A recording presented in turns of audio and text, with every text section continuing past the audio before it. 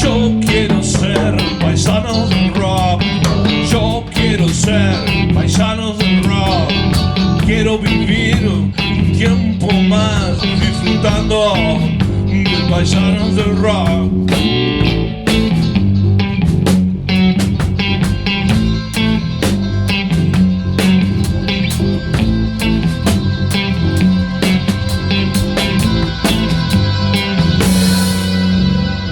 Puede ser Hurlingham, puede ser también Tesey, puede ser también Williams y puede ser también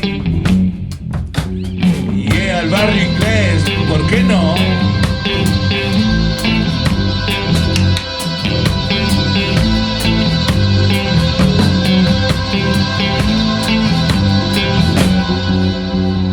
Quiero ser paisanos del rock. Quiero ser paisanos del rock, rock, rock, rock.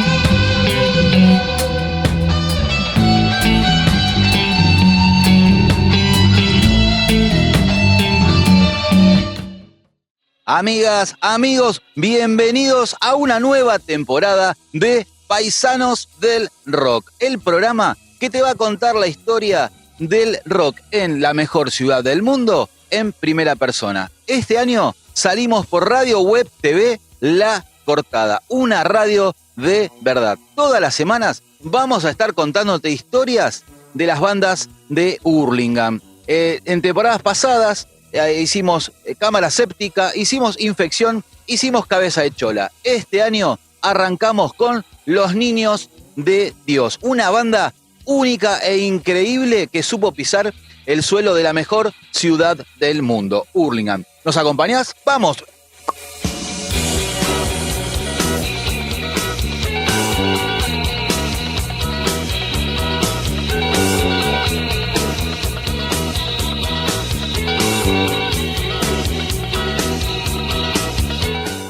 Estamos con Juaco, el Tortu, Marcelo, Joaquín, vamos a hablar de Los Niños de Dios, una parte fundamental de esa banda de los 90. No estamos hablando de sectas, no por ahora, vamos a hablar de rock and roll, algo que Juaco sabe hace muchos años. Juaco, ¿cómo está todo? ¿Qué tal? ¿Cómo les va? Buenas tardes a todos. Bueno, acá sentado un ratito a la tarde y cantar un poco de nuestro querido Hurlingham, la movida de aquellos años, ¿no? De toda la música como... Exacto, estamos para eso, estamos en el territorio cultural La Cortada, esto es para La Cortada TV, como bien ya dijimos. Tortu, contanos un poco, te voy a tirar un nombre, Los Niños de Dios, desarrolle, maestro. Fue un proyecto que en realidad no fue armado a propósito, fue algo que se armó por necesidad más que nada, fue de casualidad. Ajá. ¿No? A mí me convocaron, cuando ese Luca, a mí me provocó como un vacío musical. Yo iba a los bares que a la noche y cantaba la pena en los bares cuando ponían un tema chungo y la moneda se ponía todo loco, ¿viste? Ya. Y a partir de el Piri me dice, vamos loco, a traerme una banda, y ahí me invitaron un día a Cabo, el Oso, mi hermano, Piri. Piri es más o menos el responsable en realidad de haber armado. Bien, Pirito en saxo. Cabo es el nene Cabo. A ver, sí, Cabo, el Cabo, actual, el patero de los Caballeros de la Quema.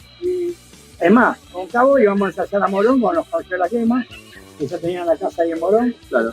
Y como Cabo, él los conocía también a ellos ya antes, y íbamos a ensayar con ellos, los conocía. Es más, un día estábamos afuera del ensayo y me agarra, ¿cómo se llama el cantante? Iván Noble. Iván Noble, me dice, me mostraba el cassette del primer disco de Buenos Aires, sí, me hice escuchar y estábamos charlando los dos ahí, ¿no? Qué loco. Y bueno, después de ahí salió el recital que hicimos en Vamos Mezcla con los Piojos, con los Caballeros. Claro. Y después tocábamos con los Caballeros allá en Avianza, en Álvarez Zoom. Sábado de noche y ya estoy listo. Tomo una ginebra y salgo a delirar.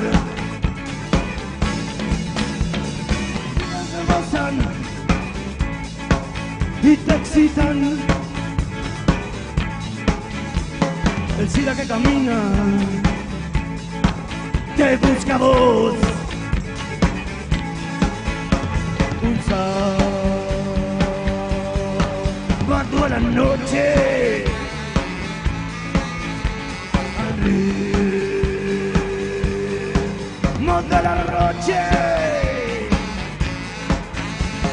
Bueno, queremos contar la historia del rock acá en la ciudad de Hurlingham. Y qué mejor arrancar con la historia de los Niños de Dios. Contale a la gente un poco la historia de cómo se inicia la idea Niños de Dios. Mirá, lo que pasó fue que cuando falleció Luca, los que éramos sumeros, los que llegamos a ver a la banda en vivo, los que de alguna manera íbamos a verlo y los perseguíamos por todos lados, habíamos quedado huérfanos de su música, digamos, ¿no? La banda no quiso continuar sin Luca, obviamente, y bueno, ese agujero de alguna manera nosotros lo quisimos recrear, ¿viste? Por una cuestión de pasión, es como la banda que era nuestra insignia, ¿viste? Y bueno, ya corrían los años 90, fines de los 90, y en una esquina, en la casa de la casa de Ale Loma, estábamos con mi hermano Marcelo Joaquín y Espirito, El oso de los cabeza de chola. Miguel Ángel, sí, y ese día decidimos armar una banda. Y como yo ya venía tocando con el oso y con Javier Cabo, obviamente ya ahí automáticamente le tiramos la onda a Javier, y ese fue el inicio, esa fue la primera formación. Fue el puntapié inicial de los Niños de Dios. Nosotros fundíamos mucho Hurlingham y Ramos Mejía. Y en Ramos Mejía, en un lugar llamado Viejo Bar, conocimos un personaje que era hijo de un empresario de la fábrica Juki, que está ahí en Ciudadela, y nos conoció y nos ofreció, sin conocer la banda, llevarnos a tocar a Córdoba. Y nosotros eso, ponele que fue en enero, es decir, que hacía un mes que estábamos empezando a tocar con los chicos, ¿viste?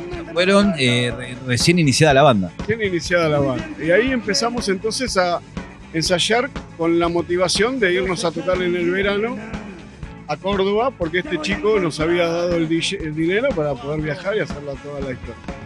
Entonces, un poco la búsqueda de la banda era tocar la música que nos gustaba. No solamente empezamos haciendo cover de Sumo, sino que también hacíamos cosas de otras bandas, de cosas de Iggy Pop, de Nelly y la Zona, bandas que no estaban, que ya en ese momento no estaban y que nos gustaban.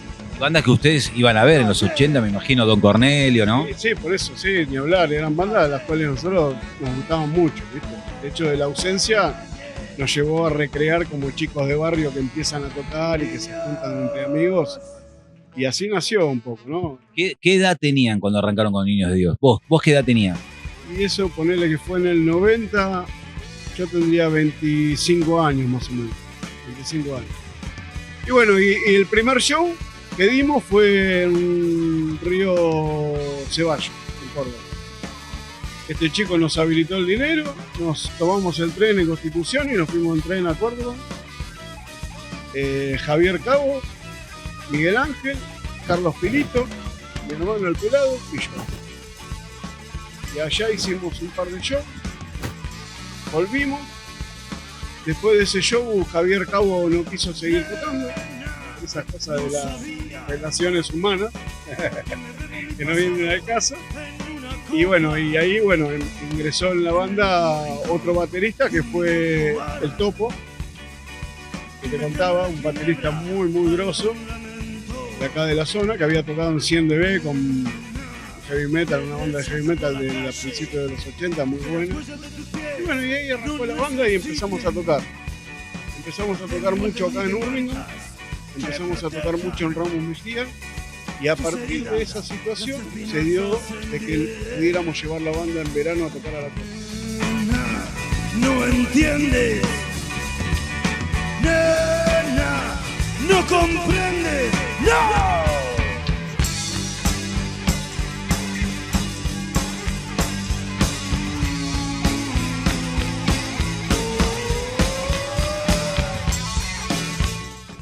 Continuamos contando contándote en primera persona la historia de los niños heridos. Y hoy estamos en el bar El Americano, 819, como quieras decirle. Estamos con un actor, un vecino característico de Hurlingham, el amigo Marcelo Fernández. ¿Qué haces, Marcelo? ¿Qué tal? Buen día, chicos. ¿Todo bien? Todo bien. Bueno, perfecto. ¿Sabés para qué te convocamos? Queremos que nos cuentes un poco, vamos a viajar en el tiempo, quiero que nos cuentes un poco sobre los niños de Dios. ¿Qué recuerdos tenés? Bueno, mira, son gente amiga, tanto Marcelo, los hermanos Marcelo, Dani, Joaquín, Carlos Purito, que era un amigo mío, personal también. Exacto, por eso. Claro, con esos rúlaros por ahí a medio. Mirá. En esa época, los rúlaros por ahí a medio. Y bueno, en las primeras épocas tocaban acá en Hurlingham, en Viva la Pepa, en bares más pequeños. Pero bueno, había muerto Luca. Nosotros, yo te cuento que salíamos de la dictadura, 83, yo me lo cruzaba a Luca, iba mi querido Echeverría, de Hurlingham lo cruzaba ahí en la estación, caminando con un perro, y yo, ¿quién es ese personaje? Hasta que lo llegué a ver en Gustavo, que fue uno de los primeros recitales de Sumo. Y bueno, cuando muere Luca, 87 más o menos, al otro año empezamos a tocar. Y bueno, empecé a seguir, empecé a estar como un ayudante de grupo, abajo, arriba del escenario, acompañándolo. Era bueno lo que hacía. Está bueno. De Juaco, de Sordo, ¿no? Cantando en el papel de Luca Pro. Bueno, lo hacía con todo respeto, él me daba la verdad que se ponía la pila y. Mira, tengo una anécdota de Ramos Mejía, porque yo tocaba mucho en la vieja de ahora, la vieja. Había un lugar, el viejo bar, que parábamos, un lugar que se llama City Pop, que también tenía una parrillita y buscamos costado y tomábamos al bar. Y recuerdo haber estado un viernes en esas épocas con el Tortu conmigo en secundario, y venían chicos jóvenes y los saludaban, pelado, ¿qué tomás? ¿Qué te tomás? ¿La fibra? No, está bien, decía él. No, chicos, muchachos, yo estaba con él, los dos solos. Un viernes a las 23 horas, con él, no era No. chicos, nos invitaron a Ginebra. Bien, el agua Tortu, que estábamos ahí, lo tenían como miedo. O sea, fue tanto lo de Luca que, digamos, seguía comandando con él. De alguna forma ahí continuó. Sí, yo lo defiendo después con todo respeto a los niños de Dios. Aparte de una banda, el Cejón en la guitarra, el Bullo también acá de Hurlingham, el saxo. Pero eso sonaba. La banda sonaba muy bien, bueno, Dani del Papo, la verdad que la banda sonaba bien. ¿Y qué anécdota tenías que te contaba eso en sus comienzos? Por eso fue el City Pop. Un viernes yo iba temprano, acompañaba a llevar las cosas, ¿viste? Llegábamos a la venta. Y recuerdo que iba a una banda, todos con pijamas. Yo dije, qué ridículo, ya tendrían 23 personas. Yo digo, ¿quiénes son? ¿Quiénes son? Miran los 5 de Garabato. ¿Qué es ese nombre? Esto no vaya a ningún lado. Le pifié. Y los niños en ese momento, cuando se sentaban en ese lugar 200 personas, era un bar pequeño, pero estaban 200. Y había 20 galoncitos y mirá vos, los niños ya cenaban sin pop.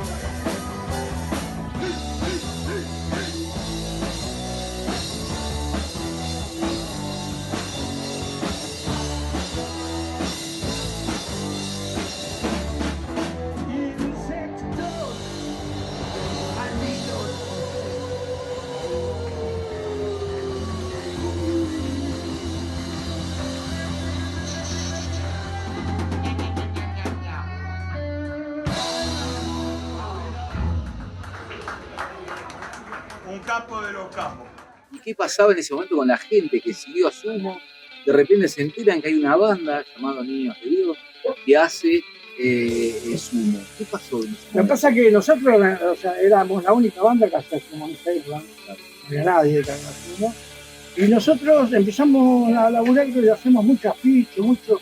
Y la gente nos empezó a venir a ver y como la banda gustaba, empezamos a grabar, tocábamos flores en todos lados y llenábamos todos lados. Llevaban tele, en todos lados. Y me iba re bien. Ya los Niños de Dios venían haciendo ruido, ¿viste? Era una banda que se juntó lo que es especial, digamos, que te pase, que es que estás en un momento de juventud donde tenés mucha relación con la gente en la noche, pibes de los colegios secundarios que todavía se ven y toda la bola. Entonces se armó una tribu recopada de gente que venía mucho de ahí de mi barrio en Villa Tesey, mucha gente de acá de Burlingame, Villa Club, Morris. ¿Qué recuerdo tenés en particular de los shows? ¿Algún show acá en Viva la Pepa? Hay un cartel dando vueltas. Que fue acá en una hora, es una vidriería que está acá a una cuadra en una esquina. Ese show tocamos y fue un show impresionante porque cortaron la calle, se llenó de gente, fue una noche así espectacular, ¿viste? De lo que pasó acá en Burlingame. Y después otro de los shows lindos así de la época fue cuando tocamos con Los Piojos y Los Caballeros de la Quema en el Little Club de Ramos Mejía. Hay un afiche dando vueltas. Que sí, que yo conservo una copia, una foto, no sé. Bueno, hay un afiche de ese show que fue un show que es como pasa siempre, ¿viste? Había 100 personas, pero te encontrás con 500 que te dicen que estuvieron. Yo estuve ahí. Sí, muy divertido eso. Y bueno, y ahí conocimos a los chicos de Los Piojos y de los Caballeros de la Quema, con los cuales, con los Caballeros después hicimos unos cuantos shows más, ¿viste? Éramos como dos bandas que salíamos del oeste, que veníamos palo y palo, digamos, en la movida nocturna, ¿viste? Ahí rápidamente nos pudimos conectar con Cemento y Chaván tuvo muy buena onda con nosotros. Siempre que se daba la cita del aniversario del fallecimiento de Luca, nos invitaba a nosotros como banda para hacer un homenaje y fueron shows que se llenaron de gente. Me tocó tocar en Cemento lleno, que fue una gloria, y me tocó también tocar en Cemento vacío, que no se lo deseo a nadie, pero fue una gran experiencia para entender por ahí a los músicos que los lugares no significan nada. Y muchas veces uno se inmola vendiendo entradas para tocar en tal lugar y resulta que era lo mismo que tocar en Calamuchita o en la puerta de tu casa. En el caso de Cemento por algo histórico, ¿no? Que igual ahí tocaban con Richard Arena, ¿puede ser? Claro, bueno, con Richard Arena hicimos un show especial porque hicimos un bloque de lo que hacíamos con los Niños de Dios y preparamos una serie de temas aprovechando al maestro Richard para hacer el tema de los Doors.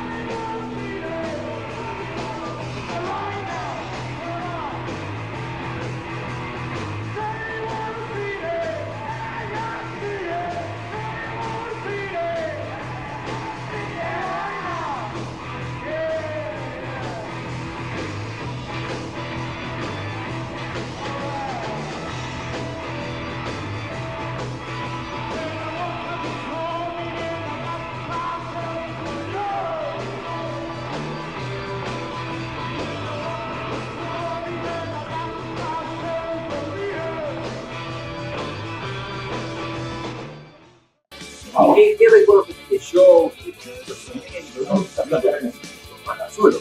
Sí.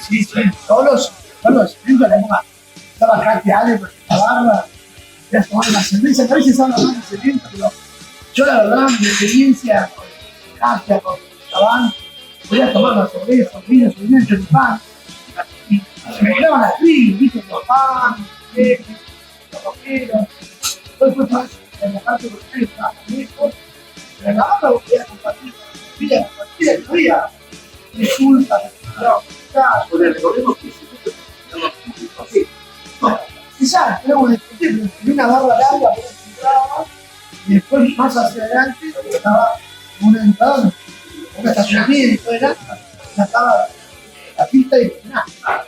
Y yo recuerdo que, bueno, había una cosita con el día de lluvia que entraban lluvia, goteaba el escenario.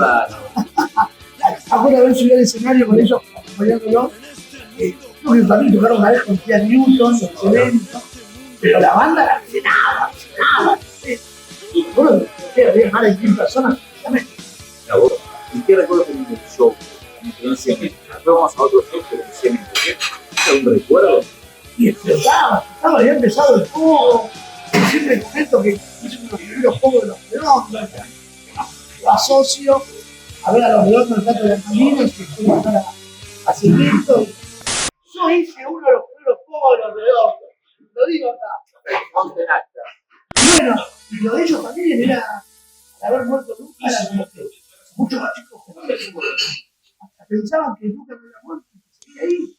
El espíritu de la banda, muy florido. Escúchame, Tortu, contanos un poco sobre Cemento. Esa noche de Cemento que llegan los niños de Dios, explotan el lugar. Contanos un poco de ese recuerdo. Y eso fue muy loco, porque yo voy a Cemento un día a la tarde, me acuerdo, entro a Cemento, horrible, viste, Cemento cuando no era todo lúgubre, viste, una escalinata, todos sentados ahí esperándolo al chabán, llega el chabán, viste, así, todo afórico, y se pone, y yo le digo, le mostré una grabación, y dice, bueno, listo, vamos a hacer el homenaje a Luca el 23 de diciembre, te pongo rock and pop, te pongo Clarín, te pongo sonido, luces, pantalla gigante, vas a poner el show del Sumo en pantalla gigante, y a los primeros 500 una copita de ginebra, todos me dicen, todo se lo había preguntado todo. Hacia el toque. ¿Y ustedes? ¿Viste? Bueno, viste, imagínate, a mí me dice, yo voy a tratar de pegar una fichita para, no sé, con 10 bandas, tratar de medio. ¿Y ustedes? Bueno, yo no lo entendí. No caía. Claro, ¿viste? No le pido plata, no me digo nada. Bueno, llega el día, y el show, inconsciente, totalmente inconsciente. Pero yo lo que hacía, lo hacía con el alma, me importaba ni carajo. Hicimos el show y vino el charlo a ver un amigo de Santa Llora, esa fila está en la cola hasta dando vueltas buscando. No sé, bueno, No lo podías creer. no lo puedo creer, me dio las cosas en la pantalla mientras estuvo. ¿Cómo anda el Qué mueble? raro, chaval. Las copitas genera lo único, después los mandó al mueble, está bien, sonido, todo. Y empezamos el show y la gente luego se una fiesta, fue increíble, la verdad, ¿Te acordás? ¿Puedes acordarte con qué tema largan los niños de Dios? O alguno que te acuerdes que este nos salió perfecto. Lo que sí te puedo hacer es que en el medio de los temas hacemos el tema nuevo. Ah, ¿sí? Insectos, todos los temas lo hacemos todo intercalado con los vecinos. O sea que ese show hicimos 10 temas nuevos. Mirá. Más todo lo decimos.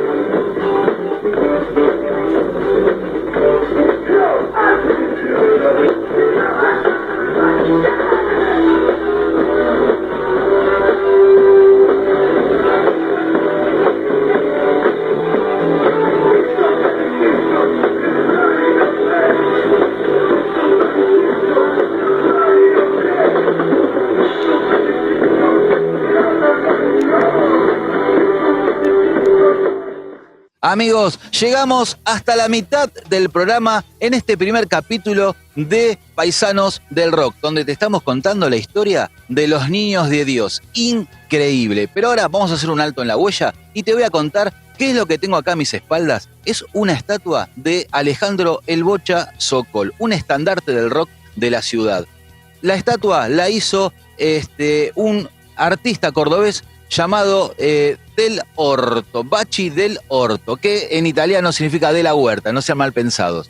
Esta idea fue de Marcelo Fiori Chersetti, un vecino característico de la ciudad de Hurlingham, el cual fue a un viaje a Suecia a visitar a un familiar, a un hermano, y en el medio de ese pueblito sueco había una estatua de un músico que ellos adoraban, y cuando volvió a Argentina, a su país, a su pequeño país llamado Hurlingham, dijo, ¿cómo teniendo tantos músicos increíbles acá, no tenemos una estatua? Entonces, como él no pierde el tiempo, encargó la estatua, se la trajo de Córdoba y la emplazó acá en la estación de Hurlingham. Como un recuerdo al vecino característico que trascendió tal vez un poco más allá, escribiendo una o dos páginas muy interesantes de la historia del rock hecho en estas pampas. Primero con Sumo y luego con Las Pelotas, para terminar sus días con su banda llamada El Vuelto. Este intermezzo es para que conozcas un poco más la historia de Hurlingham, quizás la mejor ciudad del mundo. Dani, contanos un poco el porqué del nombre, ¿por qué los niños de Dios? Eso llama la atención. Bueno, fue un suceso de noticia en una época, en el principio de los 90, que había explotado una secta que se comían a los chicos crudos por poco. Y estaba todo el mundo aterrorizado porque... Acá en Hurlingham, Messi. En Hurlingham, en Ramos, era como una secta que tenía sucursales, ¿viste? Y bueno, nosotros lo vimos como una forma de ser una rebeldía, digamos. Salir, ¿no? al choque. Claro, salir al choque con un hombre que causara de alguna manera una impresión chocante. Y la verdad que consiguió su cometido, porque hasta inclusive una vuelta tocando en Ramos Mejía, en la casa de Ramos Mejía, que estaba sobre Gaona, estábamos muy contentos ahí cortando boletos, toda la bola, y de repente cae una traffic blanca y empiezan a bajar chicos y chicas vestidos como si fueran la familia Ingalls. Polleras largas, trencita, todo rubicito, ¿viste? Y bajaron con un par de instrumentos, maraca, unos guitarrones de criolla y qué sé yo.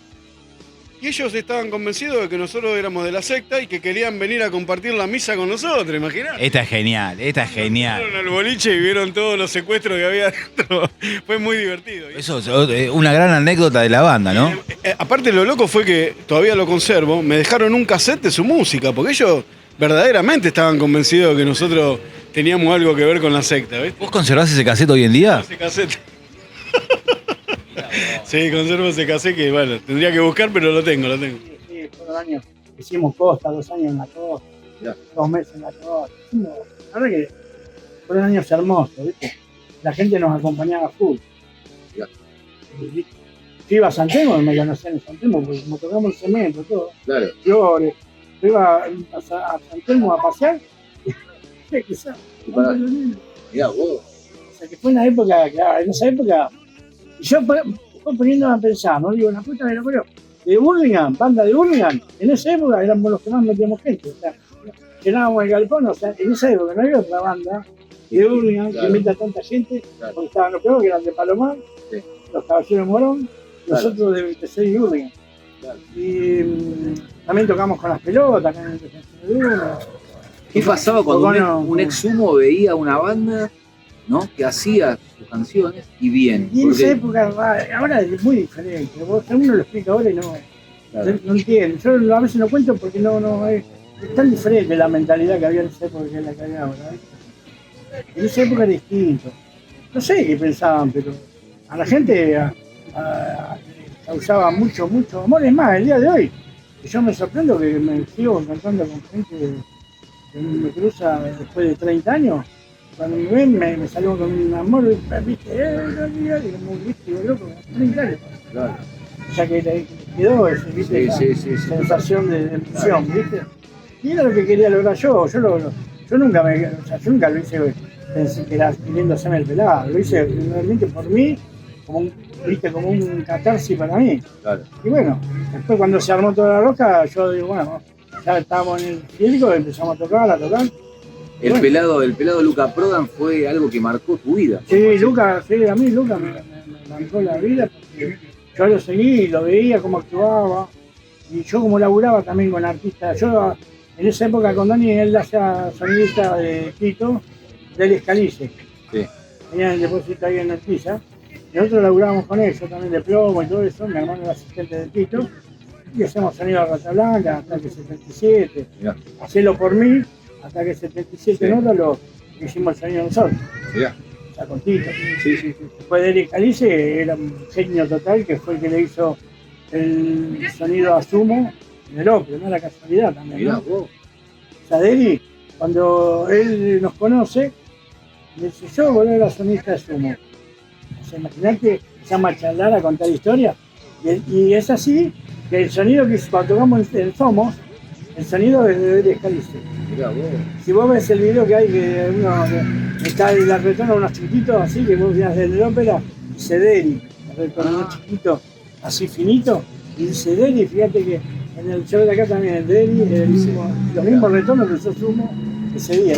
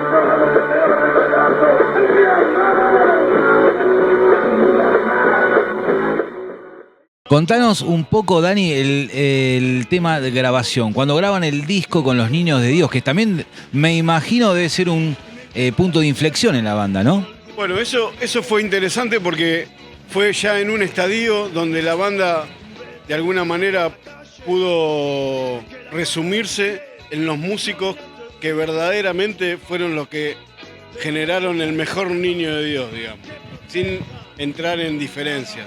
Pero la banda que llegó al disco fue la banda, digamos, que más pudo pulir los temas, porque vos pensás que los Niños de Dios no grabaron cover, grabaron todos temas propios. Es decir que en todo el laburo que había de la banda de tocar en vivo y toda la bola, había una inquietud muy importante por generar nuestra propia impronta dentro de un esquema químico, musical, que tuviera que ver con eso, que no fuera algo...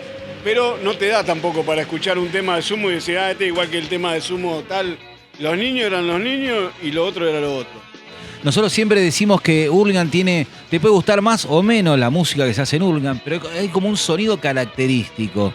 Y el disco de los niños para mí tiene eso. Yo siempre le decía a los pibes que a mí me tocó bailar con la más difícil en Sumo, porque verdaderamente Arnedo es un extraterrestre.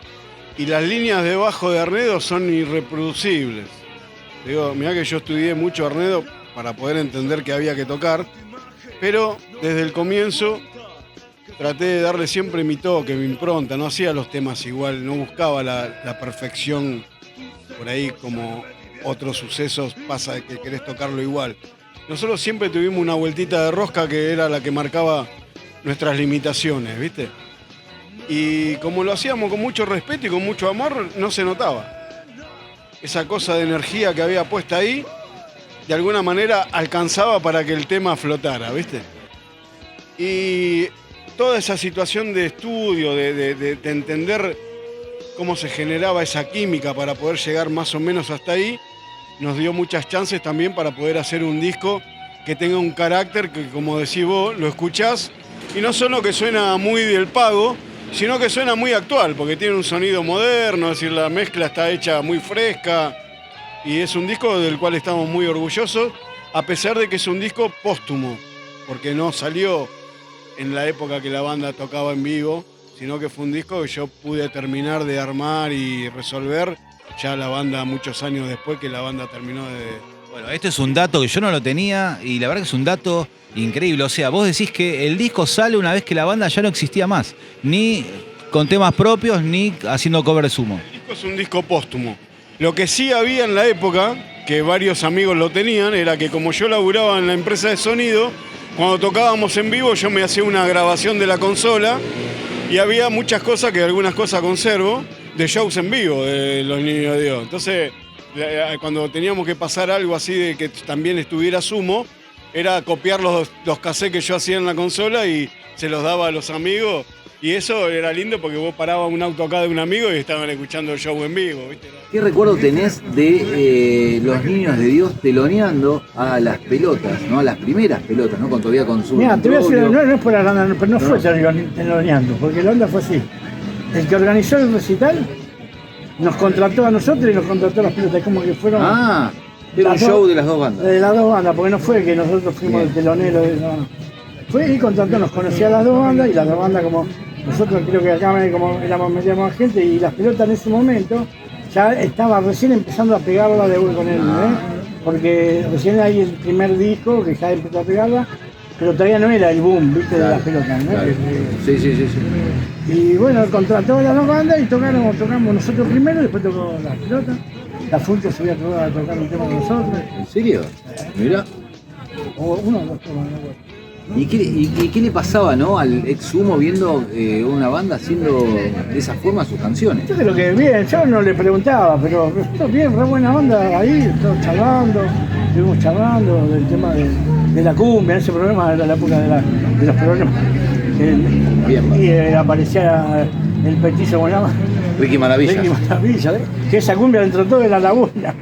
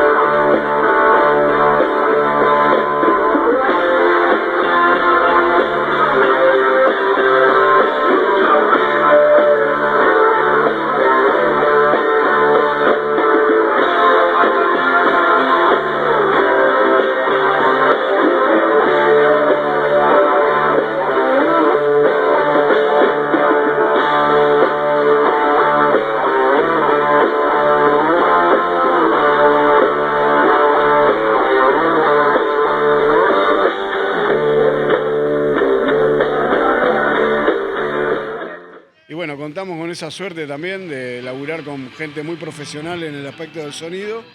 Y eso hizo que la banda cuando se presentaba grosa, ¿viste? Bueno, Hay que recordar toda esa época gloriosa, ¿no? fue una conjunción de ir a tocar a la costa, que eso masificó de alguna manera la propuesta en muchos lugares, de haber dado con un momento de la vida de juventud que uno está dispuesto a todo por inmolarse por la banda, que eso fue un poco lo que después con el tiempo se fue diluyendo y por el motivo que yo me fui de la banda, ¿no? Igual, ¿cuánto tiempo de vida útil tuvo? Empezó en el 90, fines de los 90, ya te digo, el primer show fue en Córdoba en verano del 91 y el último show de la banda fue en el 96. Así que fueron 6 años con un periodo de 1 año en el medio que no tocamos. Porque nosotros hicimos un disco con todos temas propios, es decir, la característica de la banda era de que a pesar de tocar cover de Sumo, y te digo que era una banda que hacía prácticamente todos los temas de todos los discos, excepto algún que otro, y todos gozaban de buena salud, porque cuando te venía a ver un sumero en aquella época, por ahí te deliraban, el pelado, que quiere parecer, pero después cuando vos veías el resultado musical, era impactante. Yo ahora, por ejemplo, escuché a los chicos de Calla, que me parece muy bueno lo que hacen, cómo lo reviven. El único detalle por ahí que le noto es que me da la sensación de que no vieron Sumo en vivo. Hay cierto aspecto de esa química que nosotros lo supimos aprovechar. Claro, la locura esa de la expresión de la banda, que parecía una banda inglesa, no parecía una banda de acá, con todo lo que significaban los componentes de la banda, que eran uno mejor que el otro, ¿no?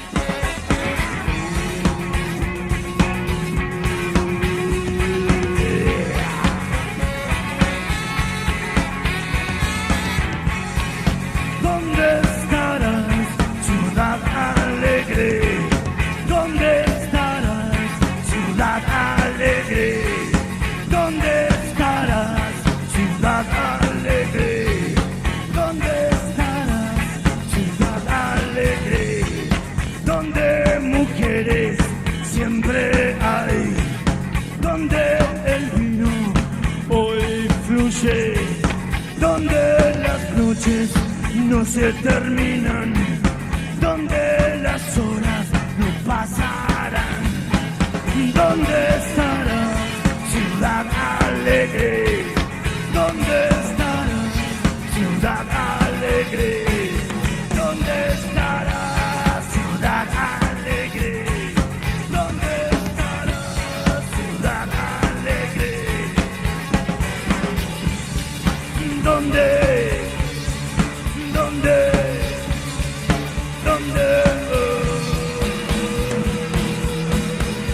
¿Dónde estará? Y la formación, déjame nombrártela, porque es muy importante, estaba Fabián Capes, que era un poco el mago de la banda. Después estaba el Cejón Veiga, un gran músico que también tocó en Einstein, el guitarrista, digamos, original de la formación de Einstein, el Cejón Veiga. Después estaba Ricardo Benítez en batería, que fue un batero que cuando dejó de tocar en Los Niños no quiso tocar nunca más. No quiso tocar nunca. Mirá que lo hemos ido a buscar para tocar con Richard Arena, que queríamos hacer unas cosas. No quiso saber más nada. Se sintió tan mal, digamos, de haber abandonado el proyecto. En realidad, cuando yo me fui, a la banda se le hizo muy cuesta arriba el reemplazo, ¿viste? Tuvieron un par de músicos, de hecho el pibe que tocaba el bajo en Einstein estuvo en la banda también, pero ya no era lo mismo, ya los climas internos cambiaron y al poco tiempo terminó separándose la banda. Estaban más grandes también, ¿no? Sí, ya era otra formación también, ahí ya no estaba el Rusito. Ah, y déjame terminar, ¿no? Los que grabaron el disco. Estaba mi hermano Marcelo Joaquín en voz, Carlos Pirito en saxo y yo en bajo. Esa fue la formación de la que grabó el disco, ¿viste? Pasa el suceso de que tocábamos con Los Niños de Dios y Sei Baba en un sitio en San Telmo, en un sótano de San Telmo. Una noche terrible, que hubo una lluvia, que fue una tormenta extraordinaria, donde las vías del tren se habían tapado de agua. para que te dé una idea de la magnitud de la tormenta. Y dejaron de andar los trenes. ¿Qué pasó? El Oso y Larry habían venido con nosotros en la chata, con el flete, para llevar las cosas al boliche, tipo 6 de la tarde, y Chloe y Toto se quedaron para ir a la noche. Nunca pudieron llegar, ¿viste? Bueno, ¿qué pasó? El lugar estaba ahí medio vacío, que esto, que el otro, y en un momento entran como 50 que estaban festejando un cumpleaños, y entraron al bar para hacer su fiesta ahí. Y nosotros de repente no esperábamos eso. Sumado a la gente que habíamos llevado, más todo ese quilombo, se armó una fiesta alucinante. Del cual yo toqué un poco con el Oso y con Larry para tocar un par de cosas, ¿viste? Le invitamos a tocar a ellos con nosotros porque no habían podido hacer el show de Saibaba. Y bueno, ese fue el fin de Toto y Chloe en la banda. Y cuando yo me fui de Los Niños de Dios, me fui a tocar con Saibaba. El Oso de Sendero Luminoso pasó a la voz, yo en bajo, ensayamos un tiempo acá en Villa Club. Yo tengo fotos de ese. Ahí vivía Pablo el Monstruo, en Villa Club, en esa casa, que era sala de ensayo. Seguimos actualmente cantando, hoy 2025, el Tortu sigue cantando, sigue haciendo canciones y canciones escritas por él. Una canción se llama Hurlingham, que acá con Rodrigo, un montón de gente nos llamó la atención, y con la pasión que se toca, ¿qué representa esa canción? ¿Por qué hiciste una canción llamada Hurlingham, maestro? Que es un tema que yo te digo la verdad, lo hice pensando en mis amigos, en lo que me pasó a mí.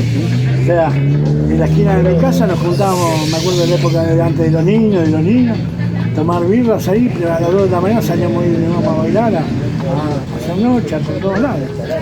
Era toda una manga de locos divinos, ¿viste? Amigos del barrio. Claro. Y Hurlingham también, porque después todos los músicos que se nos fueron yendo, Peter, Fabián de los Rayos Negros, Giorgio, Ricky, Giorgio, todo, Miguel. Y es un tema que está dedicado a todos ellos. Toda gente que fue parte de Hurlingham y que fueron los que hicieron a Hurlingham. Porque Hurlingham ahora, de cierta forma, está hecho ya. Con su nombre, con su musicalmente, ¿no? Ahora los chicos continúan, están haciendo cosas. Pero en esa época Hurlingham era Hurlingham de nada y de repente empezó a ser Hurlingham de las bandas de rock y de la música distinta.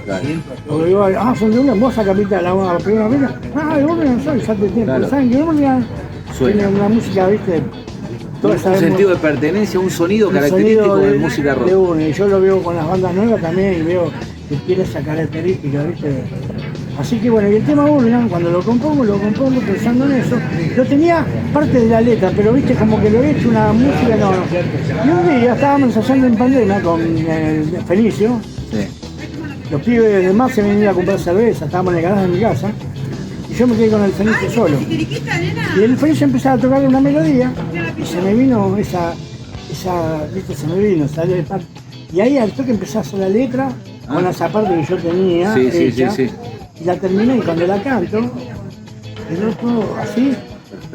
Ahora suena mucho mejor porque hay más arreglos, ¿no? Pero, pero el tema inicial, tal es así, que en esa época estaba Darío en batería y estaba Emiliano Laborato en viola. Habían ido a comprar una viola, cuando estaban en la puerta golpeaban, claro, no escuchábamos, no estaban tocando, y lo escuchaban de afuera y dice, loco, se me caen las lágrimas. Mirá. Me decía Darío, lo escucharon de afuera, ¿no? Y se emocionaron, ¿viste? Y yo, sí, loco, estamos, ¿viste? Que nos quedó. Y ahora digo, yo lo canto, no hay ensayo y lo cantamos y nos quedamos todos, wow, ¿cómo salió? Sale un clima, no sé por qué. Cada vez que lo ensayamos en lo de César. Y la verdad. Te digo eso que acabas de decir, es lo que nos pasa, lo que nos pasó con Rodrigo. Me pasa en el ensayo, boludo. Lo escuchamos en vivo, entonces en el galpón y decimos, che, la canción esta, como te llama la atención, ¿no?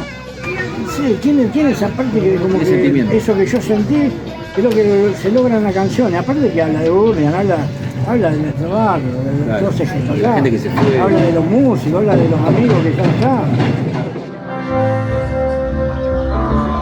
Vuelvo a mi barrio otra vez, del que un día me fui. Amigos que ya no están, el tiempo pasó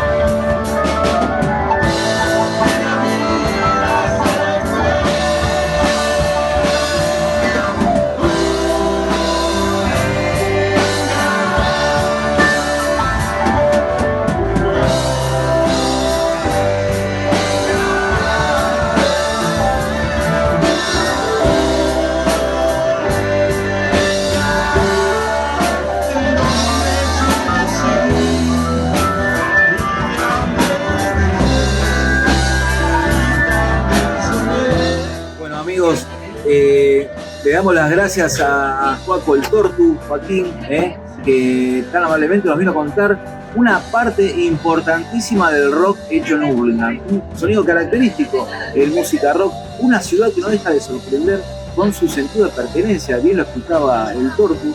Así que, Tortu, muchas gracias, amigo. No, muchas gracias a vos, gracias por el recuerdo, por mantener vivo toda la cultura de Hurlingham.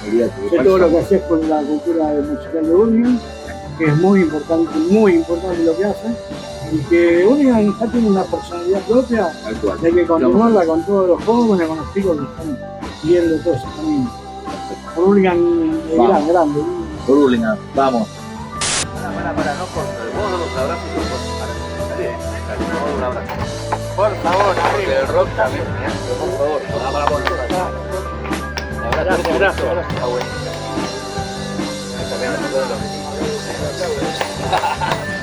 Aquel también es de la parte. Este participe de esa época.